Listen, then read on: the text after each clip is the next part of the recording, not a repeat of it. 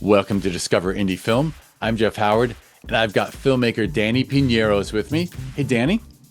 Hey, how's it going? It's going great, and it's excellent to talk to you.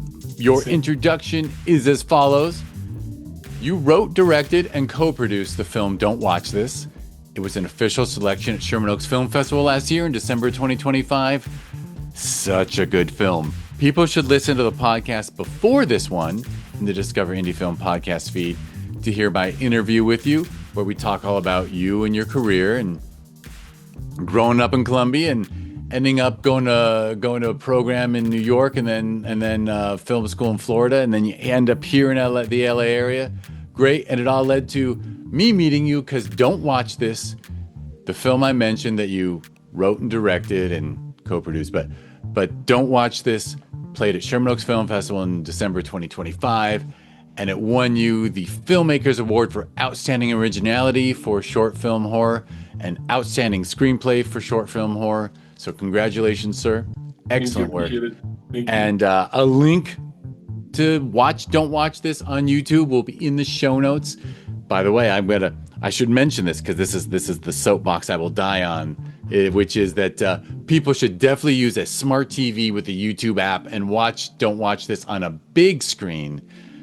Don't watch this on your phone, although there might be some thematic reasons that might make sense, but still, the bigger the screen, the better for this film because it looks fantastic and it's cinematic.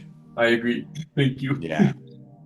So come on, people. The great thing about YouTube now is it's really not just a mobile platform anymore. It's on every TV that's been built for like the last 10 years. Yeah. All right. So that's the introduction.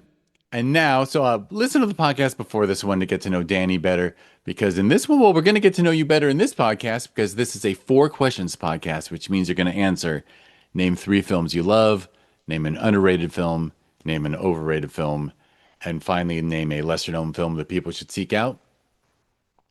I'm just going to shut up now and let you answer because, we don't have a ton of time. So go for it. You want to name 3 films that you love?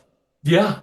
3 films that I love. It's Good Will Hunting, one of my favorites, One Flew Over a Cuckoo's Nest, and Life is Beautiful.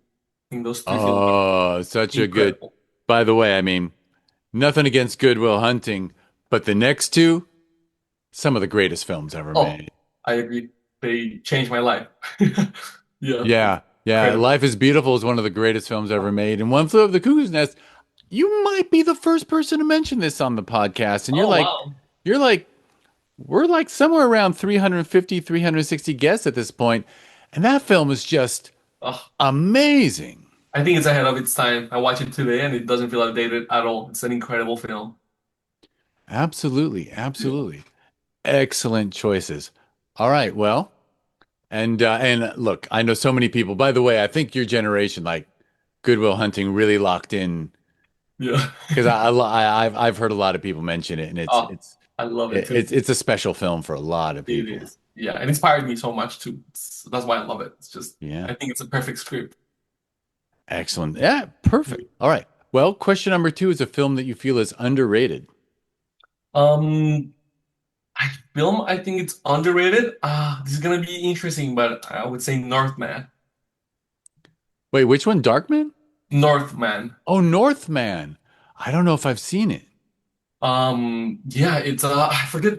It's blanking right now. The same director that just did Nosferatu. He also did The Witch and Lighthouse. Um, I forgot his name real quick. Let me see. It's okay. Egger. The good thing is I got 2 screens going. Yeah, Robert Robert. Eggers? Yeah, I think yeah, he did Northman, and you know what? I loved that movie. I really loved it. I was very, very surprised at how good it was. It's with Alexander Skarsgård and Nicole Kidman.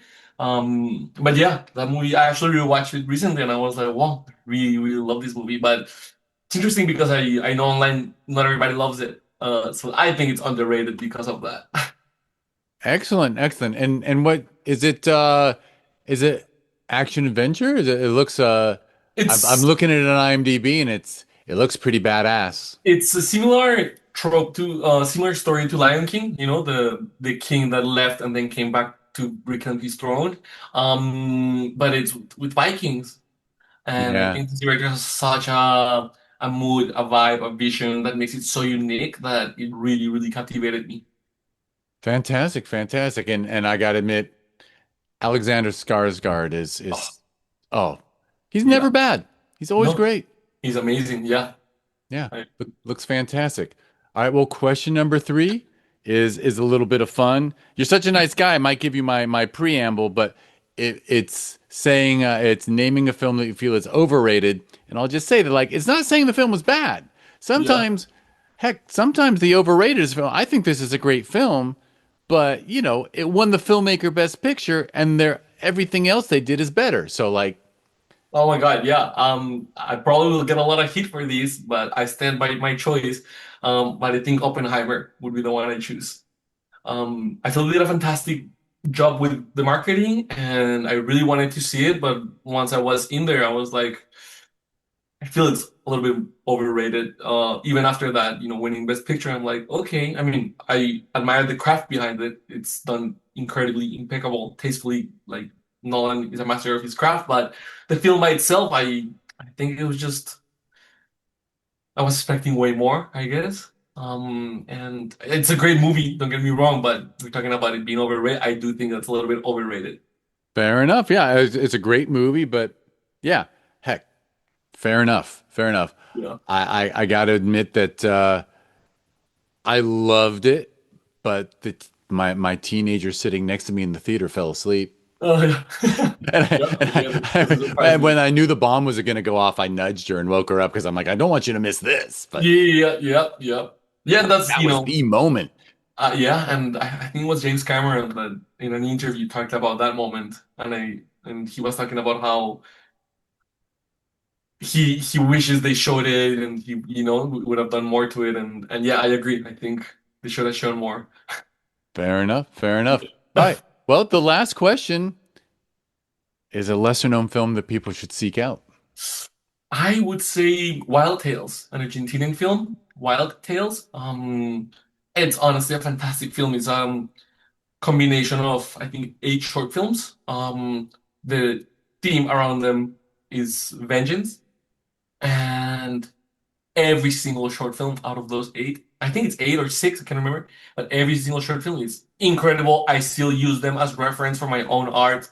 I think this movie is something people have to watch. It's unique and it's done very, very, it's just incredible.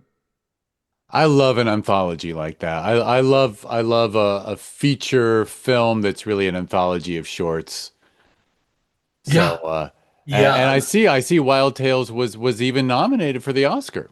yeah, it was, and totally deserved, I think. And yeah, the director is Damian Zifron, and I think he nailed it with that movie. I think he was just incredible. I haven't seen the stuff he's done after that, but based on that movie, I'm like, wow, this guy can direct. You know, I admit as a festival runner, I always look at the amazing short films I get to see that we get to make official selections, and I always think, man, if we could pool like 8, 9 super talented people together and have them do like the slightly interrelated anthology of shorts where each person Mm, makes a short, and then you end up with a feature like Wild Tales that you can market that way as a feature. Oh man, someone's got to do it someday. yeah, true, true, true.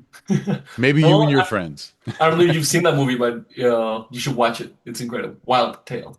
For sure, for sure. Yeah. I've definitely heard of it. But I haven't watched. Needless to say, when I talk all the time about my burden of watching like 1,500 film submissions a Oh, year, no. it doesn't give me a lot of time to get out to the movies because Yeah, I got to get through all my screeners. But I there's always understand. time. There's always time. Yeah. I try to squeeze. All right, Danny, excellent list. You reminded, I'm gonna have to rewatch Life is Beautiful someday because it's been a long Mm, time since I yeah. saw it, and I do think it's just like it's perfect cinema. Yeah, yeah, yeah, I agree. I There agree. we Yeah, should go. watch it again. Thank you, Jeff, for everything. I appreciate it. And you remind me of that. All right, well, let me do your wrap up so we can get you out of here because I know you've got another thing to do quite soon, Of which course. is and so that's my disclaimer. If Danny and I sounded like we were talking fast, It's because we're trying to get in a quality podcast in sometimes I ramble too long, like I just did. All right. So thank you, Danny Pineros, for Thank you so hopping on much. Zoom and doing this interview. And congratulations on being a new dad. I throw that in. Thank And you. everyone listening, click the links in the show notes to learn more about Danny and his work. Also in the show notes, there will be links to discoverindiefilm.com where you can learn all about this podcast and things that grow from it. On social media, it's always at DIFwins.